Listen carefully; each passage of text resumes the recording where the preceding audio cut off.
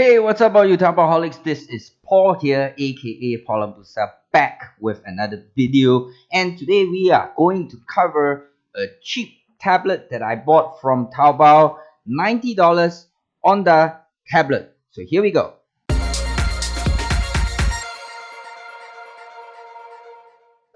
So here you go guys, this is the package that it came with. First off, really nice packaging, a bit oversized from the tablet size, if you know what I'm saying, but it actually came with airbags. Airbags like this. Yeah, not your car airbags, but to cushion the effects from the harshness of the logistics. So let's go ahead and open this bad boy up.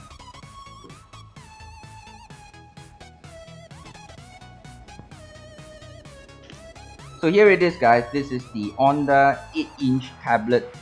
The model is the V819i, and this features a quad-core Bay Trail Key Intel processor generating about 1.8 gigahertz processing speed with a 16 GB internal memory and a 1 GB RAM, operating on Android 4.4, supports Bluetooth 4.0 and Wi-Fi. The screen is 1280 by 800 pixels.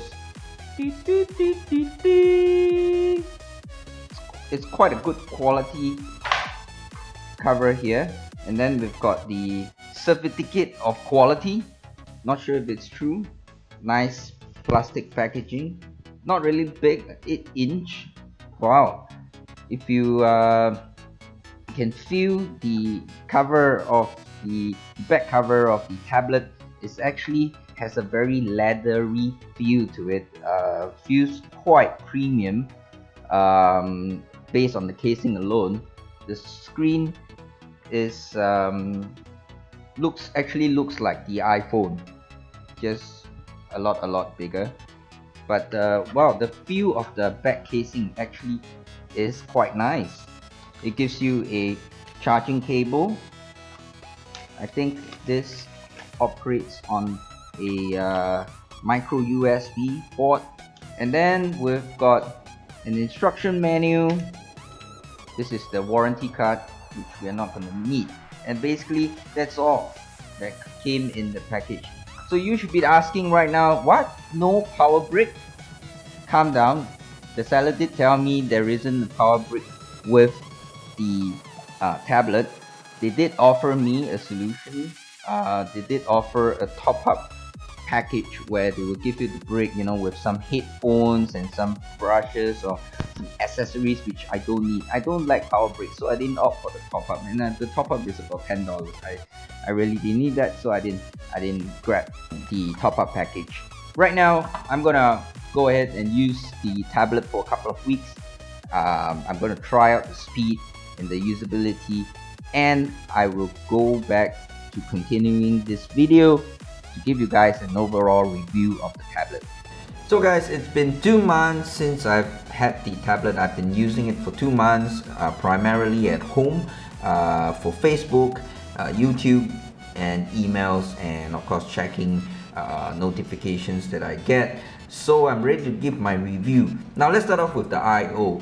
As you can see here, the I/O is pretty standard. It has a charging port, a standard 3.5mm headphone jack, as well as a microphone input at the top, which is a weird position for a mic.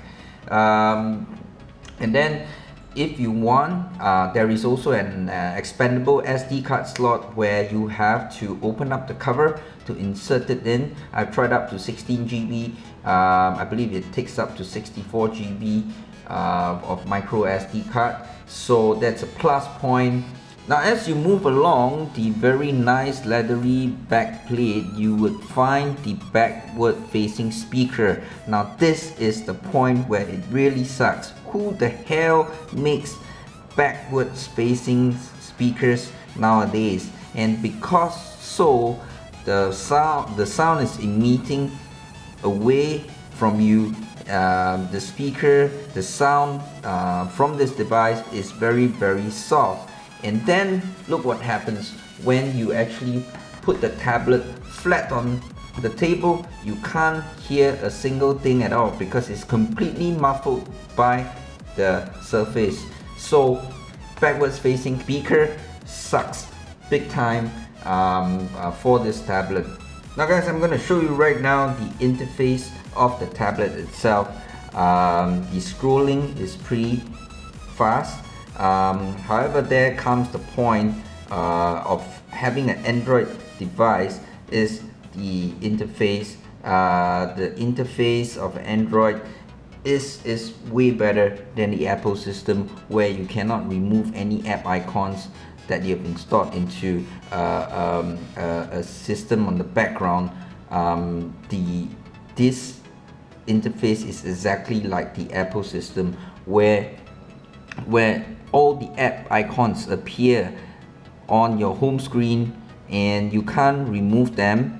You have to keep it there. There isn't a separate page where you keep all your apps, and you only keep the apps that you use on your home page. So this is the sucky part.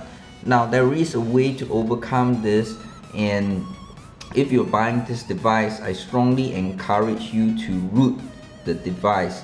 Now I know a lot of Android users does not root their devices, but rooting is a must for this device.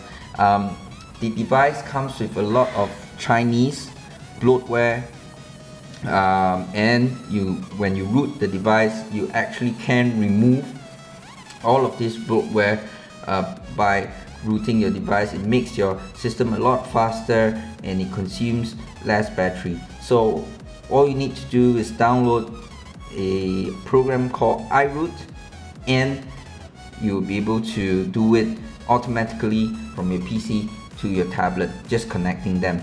And after that, all you need to do is download a program called Titanium Backup, and it would allow you to back up any apps that you have, and as well as remove all the Chinese bloatware that comes with the tablet. So as you can see, I'm just going to scroll right now. You can see all the Chinese letters, characters here. These are all the bloatwares where I have removed them, and it made the device a lot faster. Next thing you can do with rooting is you can change the interface of the device by downloading specific launchers. So my favorite is actually the Buzz launcher, which I've downloaded, and I'm going to show it to you. This is a much more simpler system which resembles a stock Android experience, where there is a list of applications on the background, where all your applications are here in the background, and you have your home pages with all the different apps. This strongly resembles the stock Android systems, so I like this Buzz launcher. Now with 1 GB of RAM, the device is relatively slow when switching in between apps. I can't explain why, but it's moderate. I wouldn't say it's extremely slow. As you can see here, I'm switching between Facebook and YouTube, and it's taking a bit of time, but I can live with that lag time. Now let's cover YouTube. Now on YouTube, I'm only able to view videos up to a maximum of 720p instead of 180p. However, within the apps itself, the navigation the loading is pretty quick. It's only when switching of the apps that it's relatively slow, but otherwise navigating within the app itself is relatively fast. I should say the Wi-Fi on the device only has 2.4 gigahertz bandwidth instead of the 5.0 gigahertz bandwidth. So that's the downside. It's relative. The internet is on normal speed instead of high speed. So but in terms of speed within app itself, it is relatively quick. Only switching of apps that slows it down.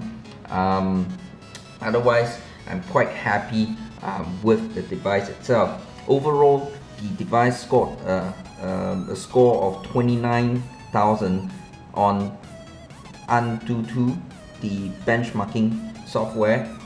Just for the sake of argument, the Note, however, the Note 3 is scoring 39,000 on Antutu, so that's relatively okay, the difference. So I should say, for a device that costs $90, the interface, the speed is acceptable. Now the screen isn't that tough. I wouldn't say it's a Gorilla Glass or something like that. There are visible scratches that appeared with my 2 months of usage, but I can live with that because as long as the screen is on, you won't be able to see the scratches. It's relatively acceptable. Now overall, with routing, I have been able to extend the battery life tremendously. One full charge with moderate usage lasts me about 2 days to 3 days without charging. So I'm relatively satisfied with the battery life. The typing is also relatively fast and responsive with the touch screen. So I'm just gonna show you very quickly right here. It isn't slow at all. It is fairly responsive. So I'm just gonna go ahead and type how. It is quite accurate. How are you? I am Paul.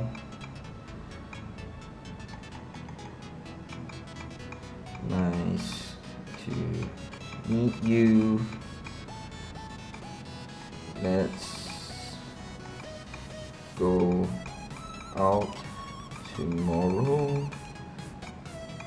Okay, question mark. As you can see, the typing is pretty smooth. I am pretty satisfied with the screen as well. So there are plus and minuses about the device, but overall, for a $90 device, I cannot really complain because it is acceptable in all aspects. The interface, the speed, and it works well. So however, that is dependent if you root the device. If you get this device, you have to root it to give you an overall more satisfactory experience when using the device. Root it, change the themes, remove the bloatware, and it will tremendously increase your battery life. And to me, if you know me, battery life is very, very important for myself. So overall, I will give this tablet a 6 upon 10. Just for $90, you get a fairly decent device. It is better than I expected. I actually expected it to be a lot worse. For $90, I would get it. And with that, guys, we've come to the end of the video. Thank you all for watching. You guys have been great. Hope to see you guys in the next video. And if you enjoyed this content, do leave a thumbs up down below and subscribe to the channel. I'll see you guys in the next video. This is Paul here, aka Paulabusa, signing off.